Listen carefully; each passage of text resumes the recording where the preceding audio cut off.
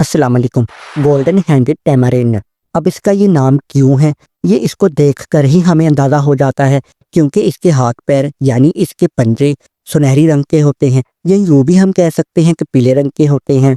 पर इसको red handed tamarind भी बोला जाता है। हालांकि इसके ये पंजे लाल रंग के नहीं होते, लेकिन इसको रेड हैंडेड भी बोला जाता है।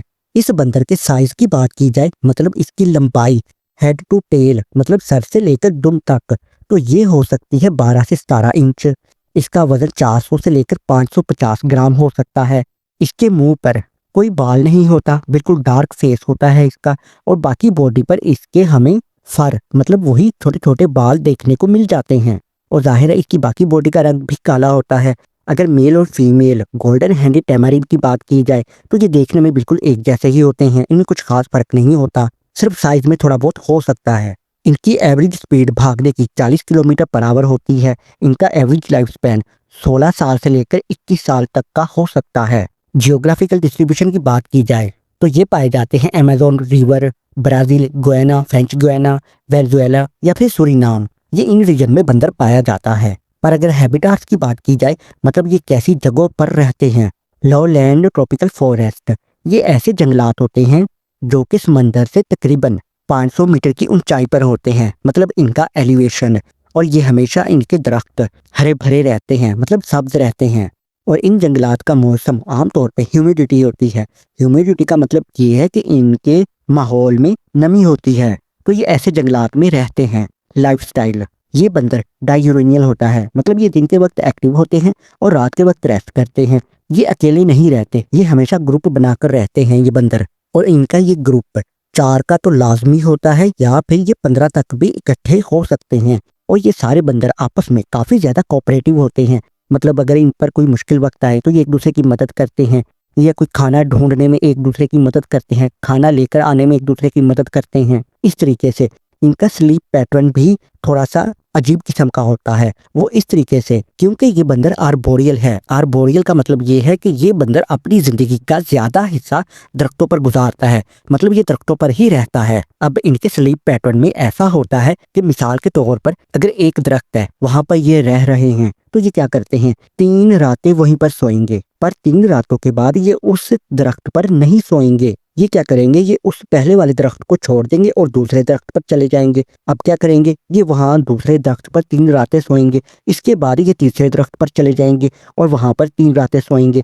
अब जो पहले वाला दरख्त है, क्योंकि कुछ दिन गुजर चुके होते हैं, तो वहाँ पर ये नहीं सोए होते, तो ये वापस उसी पर पहले वाले दरख्त पर आ जाते हैं सोने के लिए। तो इस तरीके से ये अपना स्लीप पैटर्न रखते हैं। और यहाँ पर एक खास बात, क्योंकि ये दरख्तों पर रहते हैं, तो इसलिए ये तकरीबन 18 मीटर की ऊंचाई से भी नीचे छलांग लगा सकते हैं और इनको बिल्कुल कुछ भी नहीं होता। अब इनके लिम्स, मतलब इनके हाथ पैर काफी मजबूत होते हैं, तो ये काफी ज्यादा अच्छा दरख्तों के साथ उनकी जो ब्रांचेज होती है, मतलब टहनियाँ, उनके साथ ये झूल सकते हैं और एक दरख्त से दूसरे दरख्त पर बहुत अच्छे तरीके से ये फुदक सकते हैं, ये जंप कर सकते हैं, क्योंकि इनके पंजों की ग्रिप काफी ज्यादा अच्छी होती है। और ये टेरिटोरियल होते हैं, मतलब ये है कि अपनी हदूद का काफी ज्यादा हिफाजत करते हैं, किसी दूसरे का आना ये पसंद नहीं करते, क्योंकि इनके पंजे काफी ज्यादा मजबूत होते हैं, काफी ज्यादा बड़े बड़े इनके अपने नाखून होते हैं, तो ये अग्रेसिव हो जाते हैं। आमतौर पर ये अग्रेसिव नहीं होते, पर अगर इनकी कोई टेरिटरी में घुसने की कोशिश करे तो फिर ये लाजमी अग्रेसिव होते हैं, उसके ऊपर हमला करते हैं, मतलब उसको भगाने के लिए या उसको डराने के लिए, ताकि दूसरे को अपनी टेरिटरी में आने से रोका जा सके। अब क्योंकि ये ग्रुप में रहते हैं,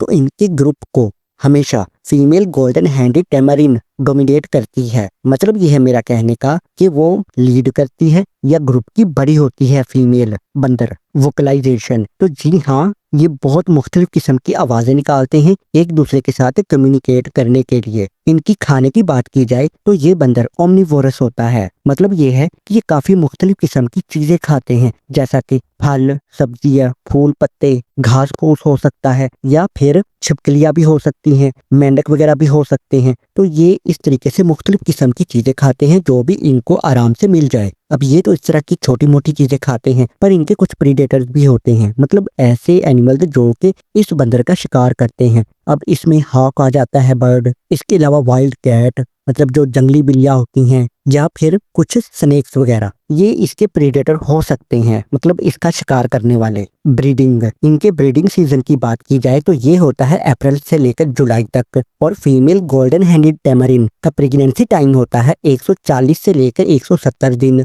और फीमेल मंकी 2 बेबीज को पैदा कर सकती है। अब जैसा कि मैं आपको बता चुका हूँ कि ये बंदर ग्रुप में रहते हैं, और जो फीमेल गोल्डन हैंडेड टैमरिन होती है ये ग्रुप को डोमिनेट करती है। मतलब ये है कहने का कि ग्रुप में बाकी मेल होंगे, सिर्फ एक फीमेल होगी, और ये female golden handed tamarin polyandrous होती है। मतलब इसका meeting process female golden handed tamarin का बाकी मेल के साथ होता है। इस तरीके से इनकी ब्रीडिंग होती है ब्रीडिंग सीजन में। और जो बेबी गोल्डन हैंडेड टैमरिन होते हैं उनकी ये सारे बंदर मिलकर, मतलब जो मेल होते हैं ना ग्रुप में और फीमेल, ये सब मिलकर उन बेबी गोल्डन हैंडेड टैमरिन की केयर करते हैं 2 से 3 महीने तक, और 2-3 महीने के बाद ये बेबी मंकी अपने आप के काबिल हो जाते हैं। इस तरीके से ये काफी ज्यादा सारे के सारे ग्रुप में कोऑपरेटिव होते हैं, मतलब एक दूसरे का ख्याल रखने वाले। और अब बिल्कुल आखिर में पॉपुलेशन स्टेटस, मतलब इनकी आबादी को कोई खतरा है या नहीं। तो भाई देखो, अभी के लिए तो इतना कोई बड़ा थ्रेट नहीं है इनकी पॉपुलेशन को,